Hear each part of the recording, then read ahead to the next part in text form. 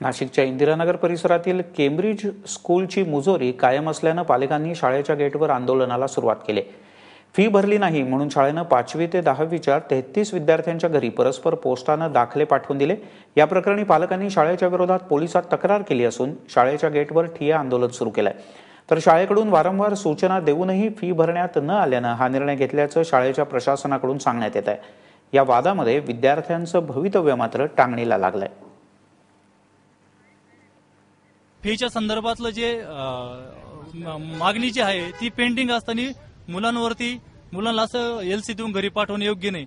हा सरळ बाल हक्क कायद्याचा गुन्हा आहे। काल आम्ही शिक्षणाधिकारी उपासनी साहेबांकडे काल दिवसभर ठिय्या देऊन बसलेलो होतो।